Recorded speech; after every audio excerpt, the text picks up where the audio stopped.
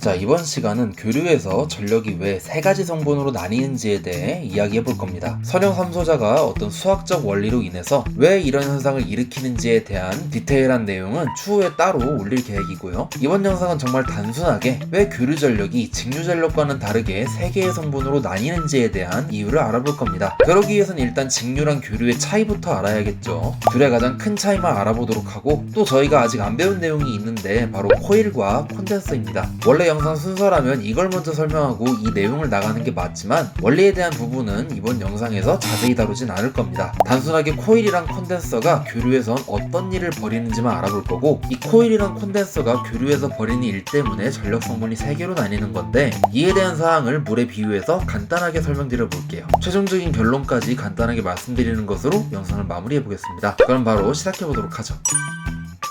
전기를 처음 배울 때 보통 직류 성분을 기반으로 공부를 하다가 어느 정도 개념을 이해하면 교류 성분에 대한 공부를 하게 됩니다. 직류는 시간에 관계없이 크기와 극성이 일정한 전압이나 전류를 말하죠. 다른 극성이 플러스 쪽으로 값이 계속 나오고 있다고 한다면 회로의 전류도 플러스 방향에서 나오는 것이 되는 거죠. 이 방향이랑 크기가 계속해서 일정한 것이 바로 직류입니다. 반면 교류는 시간에 따라 그 크기와 극성이 바뀌는 전압과 전류인데, 보시는 것처럼 회로의 전류가 시간에 따라 크기와 극성이 바뀌는 걸 볼 수 있죠. 이 파형은 T8에서 끝나는 게 아니고 사실은 이 이후로도 계속해서 있습니다. 이런 식으로 말이죠. 교류와 직류의 차이는 이 출렁거림이 있다는 건데, 이렇게 출렁거려서 원래 위치로 돌아오기까지에 걸리는 시간을 주기라고 하게 됩니다. 그리고 1초 동안 이 출렁거린 숫자를 가리키는 게 바로 주파수라고 하게 되는데, 가령 1초에 3번 출렁거림이 있었다면 주파수가 3Hz가 되는 거죠. 이 주파수의 유무가 직류와 교류의 차이라고 보시면 됩니다. 가령 직류처럼 극성은 일정한데 이렇게 크기가 변화하는 파형 같은 경우는 맥류라고 하는데, 이건 나중에 정류에 대한 내용을 다룰 때 설명드리도록 하고, 아무튼 교류에선 주파수가 존재한다는 것만 기억하면서 다음 내용을 설명드려 볼게요.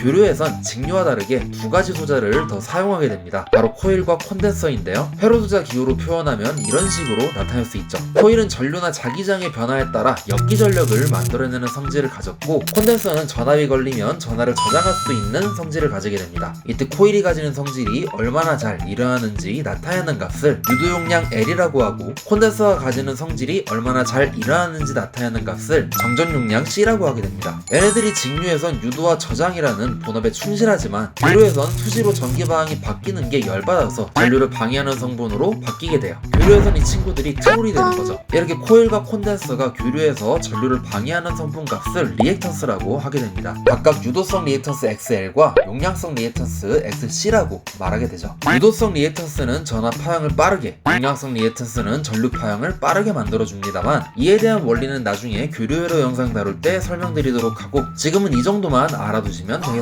아무튼 원래 저항만 있는 회로에선 전압과 전류가 똑같이 이 지점부터 시작했다고 하면, 콘덴서나 코일이 들어가는 시점에선 코일 성분이 더 크면 전압이 앞서고, 반대로 콘덴서 성분이 더 크면 전류가 앞서게 되는 거죠. 이렇게 코일과 콘덴서가 교류에선 전압, 전류의 출발 위치를 서로 다르게 만들어 버리는데, 이 파형의 위치 차이를 바로 위당차라고 하게 됩니다. 이 위당차를 물에 비유하면 물살과도 같다고 볼 수 있는데, 이제 이걸 가지고 전력에 대한 얘기를 해보죠.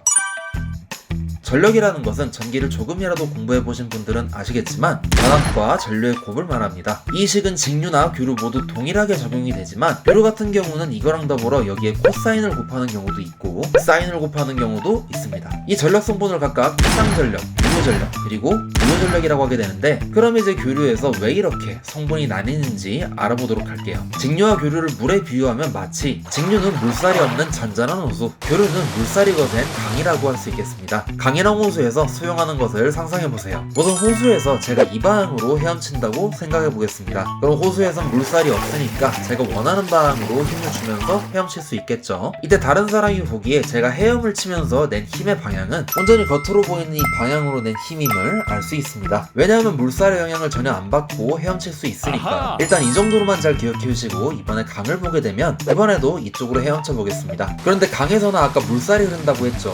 물살의 방향이 위로 가는 방향이라고 한다면, 실제로 헤엄치는 방향은 물살 방향까지 고려한 대각선 방향이 될 겁니다. 이 각각의 방향들을 전력으로 치환해서 생각을 해보면, 의도한 진행 방향의 경우 실제로 낸 힘이기 때문에 유효전력이 될 테고, 물살의 방향은 본의 아니게 작용한 무효한 힘이니까 무효전력이 피상전력이 될 테고, 실제 진행 방향은 겉으로 보이는 전체 힘의 방향이기 때문에 피상전력이 되겠습니다. 여기서 유효전력과 피상전력이 만든 방향 사이로 만들어지는 각도는 바로 물살이 만들어낸 각도가 될 겁니다. 그리고 바로 이 각도 차이를 위상차라고 하게 되는 거죠. 좀 더 자세히 보기 위해 이 삼각형만 떼어와서 좀 더 자세히 보게 되면, 겉으로 보이는 피상전력은 단순히 전압과 전류의 곱으로 표현을 해서 VI가 됩니다. 그리고 코사인과 사인은 각각 밑변분의 밑변, 밑변분의 높이가 되죠. 이걸 기반으로 유효전력은 피상전력의 코사인을 곱한 값이고, 무효전력은 피상전력의 사인을 곱한 값이 된다는 것을 알 수 있습니다. 여기서 코사인은 얼마나 유효하게 힘을 쓸 수 있는지 알려주는 값으로 역률이라고 부르게 되고, 사인은 전체 성분 중 얼마큼 힘을 못 쓰는지 알려주는 값으로 무효율이라고 부르게 됩니다. 또한 단위에 대한 부분도 아셔야 되는데, 피상전력 같은 경우는 단위를 볼트 암페어, 유효전력 같은 경우는 익숙하게 들었을 와트, 무효전력 같은 경우는 바라고 읽게 됩니다. 이쯤에서 의문이 드실 분들이 계실 텐데, 직류에서도 전력 공식은 전압 곱하기 전류인데 단위가 와트잖아요. 교류 피상전력 공식이랑 식이 같은데 피상전력 단위는 볼트 암페어입니다. 분명 직류나 교류나 공식이 같은데 단위가 다른 사항이네요. 왜 이러는 걸까요? 이걸 알아보기 위해선 다시 호수로 가서 헤엄을 쳐보시면 됩니다. 호수는 물살이 없다고 했기 때문에 제가 헤엄치면서 힘을 내는 방향이 바로 겉으로 보이는 힘의 방향과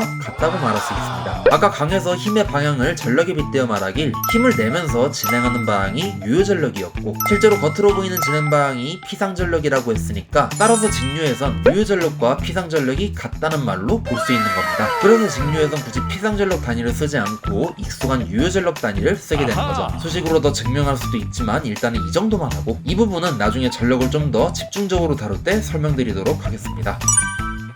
지금까지 교류전력 성분이 왜 3개로 나뉘는지에 대해 알아봤습니다. 결론을 말씀드리면 위상차 때문에 전력 성분이 3개로 나뉘어지는 거였죠. 그리고 이 위상차는 콘덴서와 코일이 교류에선 전류 흐름을 방해하다 보니까 전압과 전류의 속도 차이가 생겨서 나타나는 거였고요. 그리고 콘덴서와 코일이 교류 흐름을 방해하는 성분인 리액턴스로 바뀌는 원인은 교류 안에 있는 주파수 성분 때문이 되겠습니다. 주파수 L이랑 C가 이런 식으로 결합되면서 리액턴스로 바뀌는 거거든요. 이것에 대한 부분은 교류 설명을 좀 더 자세히 설명드릴 때 진행하도록 하겠습니다. 따라서 오늘의 최종 결론은 무엇이냐? 아유 이 씨발놈이. 그러니까 개새끼야 말을 들으라고.